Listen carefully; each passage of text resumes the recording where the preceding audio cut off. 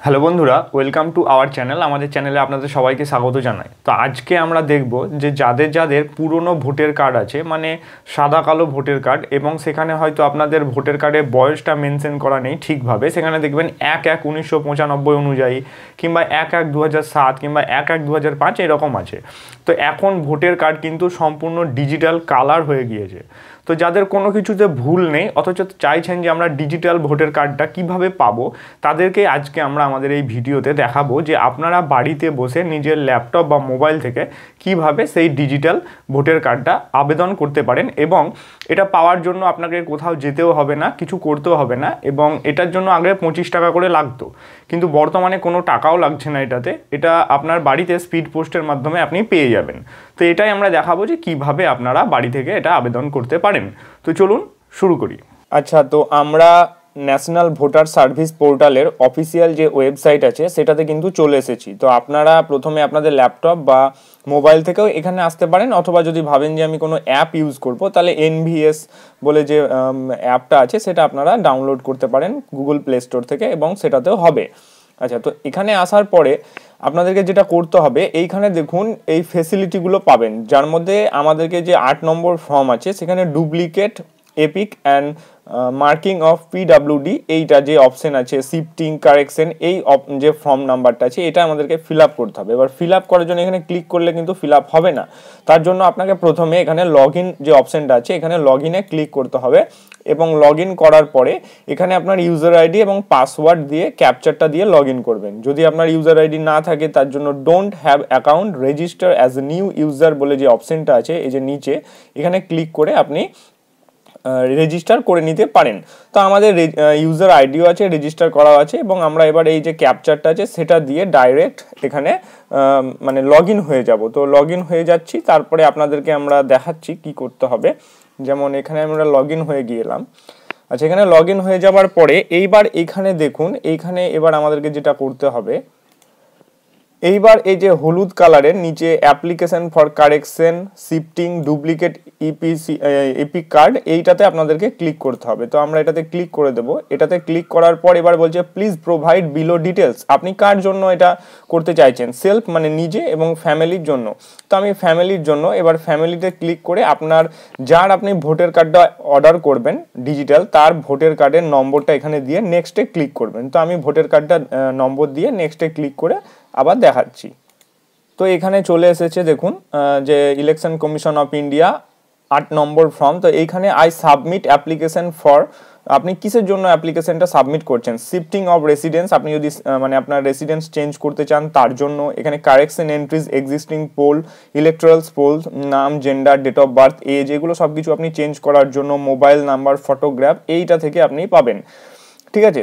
আর একটা আছে issue of replacement epic without correction, মানে হচ্ছে 3 নম্বর যে পয়েন্টটা আছে সেটাতে আপনারা সিলেক্ট করবেন, এবং এখানে লেখা আছে আমার ইপিক কার্ডটা আমি রিপ্লেস করব কিন্তু কোনো রকম চেঞ্জ করব না। তো তার জন্য আপনাকে 3 নম্বরটাতে ক্লিক করতে হবে। তো আমি এবার 3 নম্বরটাতে ক্লিক করে এবার নিচের দিকে একটু স্ক্রল করব। নিচের দিকে স্ক্রল করার পর এই জায়গাটাতে দেখবেন আধার কার্ড নম্বর আছে। তো এইখানে আপনাকে ওই ব্যক্তির আধার কার্ড নম্বরটা দিয়ে দিতে হবে। তারপরে এখানে আছে মোবাইল নম্বর। তো মোবাইল নম্বর আপনাকে এখানে ইফ অ্যাভেলেবেল লেখা আছে, যদি থাকে তাহলে দিতে পারেন। তো আমি বলবো অবশ্যই মোবাইল নাম্বারটা দেবেন। মোবাইল নাম্বারের মাধ্যমে স্পিড পোস্টে আসবে, তখন ফোন করে আপনাকে পেতে সুবিধা হবে। আর ইমেল আইডি আশা করি সবারই থাকে, এটা দিলেও হবে না দিলেও হবে। তো এইগুলো প্রথমে দিয়ে দেওয়ার পরে মানে এন্ট্রি করে দেবেন এই ডিটেলসগুলো, আধার কার্ড নম্বর, মোবাইল নম্বর, আর ইমেল আইডি থাকলে ইমেল আইডি। তারপরে নিচের দিকে একটু স্ক্রল করবেন। আচ্ছা, তো এবার এইখানে দেখুন ইস্যু নিউ এপিক কার্ড। তো আপনি এখানে কিসের জন্য নিতে চাইছেন? তো এইখানে দেখুন I request that the replacement of epic may be issued তো অরিজিনাল ইজ। তো আপনি কেন মানে ইপিকটা রিপ্লেস করছেন? তো প্রথম যে পয়েন্ট আছে সেটা হচ্ছে লস্ট মানে হচ্ছে হারিয়ে গিয়েছে। ঠিক আছে। তারপরে আছে destroyed due to reason beyond control like floods, fire, other natural disaster etc, মানে ভেঙে গিয়েছে বিভিন্ন কারণে, বন্যা কিংবা আগুন লেগে যাওয়া কিংবা ন্যাচারাল যে কোনো প্রাকৃতিক দুর্যোগের কারণের জন্য।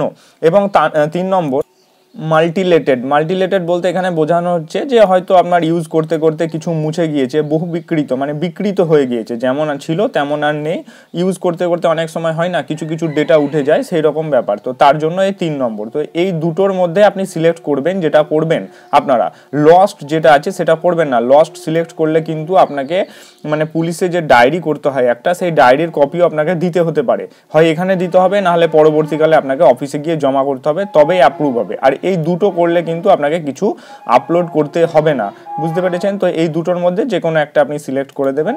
তো আমি যেটা করব এখানে সেটা হচ্ছে যে আমার বহু ইউজ করতে করতে জিনিসটা বহু বিকৃত হয়ে গিয়েছে, মানে হয়তো কোথাও একটু মিটে গিয়েছে, তো তার জন্য এই মাল্টিলেটেডটাতে সিলেক্ট করব। এখানে সিলেক্ট করার পর এবার আপনাকে এখানে একটা প্লেস দিতে হবে। প্লেস বলতে আপনি যে জায়গাটা থেকে আবেদন করছেন সেটার এখানে প্লেস দেবেন, এবং যে নিচে ক্যাপচারটা আছে সেই ক্যাপচারটা এখানে দেওয়ার পরে প্রিভিউ অপশানে ক্লিক করবেন। তো আমি এই ডেটাগুলো দিয়ে প্রিভিউ অপশানে ক্লিক করে পরবর্তী অংশটা দেখাচ্ছি।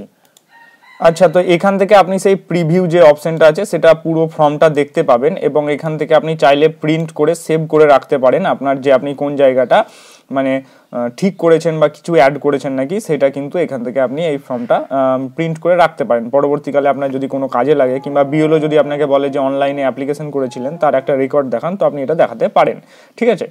আচ্ছা, আর নিচে যখনই আসবেন তখন এইখানে দেখুন application for the reason for issue replacement without correction. তো আপনি এখানে কী কারণে মানে রিপ্লেস করেছেন কিংবা কী করেছেন সেটা সম্পূর্ণ ডিটেলস আপনি এখান থেকে পেয়ে যাবেন। এই যে আই হেয়ার বাই রিটার্ন সম্পূর্ণ ডিটেলস এখানে আছে, এবং এগুলো ডিক্লারেশন, এটা ডিক্লারেশনটাও পেয়ে যাবেন।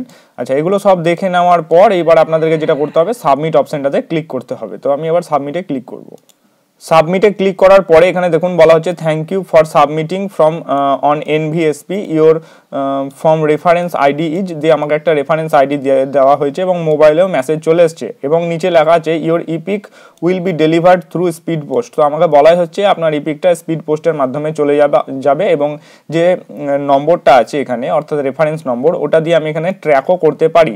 এবার ধরুন আপনার এটা মানে কিছুদিন হয়ে গিয়েছে, তো আপনি এবার ট্র্যাক কী করে করবেন? তো ট্র্যাক করার জন্য আবার সেম ওয়েবসাইটে আসবেন, সেটা যে কোনো দিন, হয়তো আপনি 2 দিন পর এলেন, এবং এখানে দেখুন ট্র্যাক অ্যাপ্লিকেশন স্ট্যাটাস বলে অপশন আছে, এখানে ক্লিক করলেন, এখানে আপনার স্টেটটা সিলেক্ট করলেন, এবং যে রেফারেন্স নম্বরটা কপি করে রাখতে বললাম সেটা এখানে পেস্ট করবেন। তো আমি এটা পেস্ট করে দেখাচ্ছি, এবং এরপর ট্র্যাক স্ট্যাটাসে ক্লিক করবেন। তো ট্র্যাক স্ট্যাটাসে ক্লিক করলে এখান থেকে সম্পূর্ণ ডিটেলসটা দেখতে পাবেন, যে কবে সাবমিট হয়েছে, অ্যাকসেপ্ট হয়েছে না রিজেক্ট হয়েছে, এবার আপনারা এখান থেকে দেখতে পাবেন। যখনই এটা অ্যাকসেপ্ট হয়ে যাবে তার কিছুদিনের মধ্যে কিন্তু আপনাদের বাড়িতে স্পিড পোস্টের মাধ্যমে এটা আপনারা পেয়ে যাবেন। তো এটুকুই ছিল আজকের আপডেট। ভিডিওটি যদি ভালো লেগে থাকে তাহলে অবশ্যই আমাদের চ্যানেলের সাথে যুক্ত থাকার জন্য চ্যানেলটিকে অবশ্যই সাবস্ক্রাইব করুন, এবং যারা জানে না তাদেরকে জানানোর জন্য ভিডিওটি অবশ্যই শেয়ার করুন। ধন্যবাদ ভিডিওটি দেখার জন্য।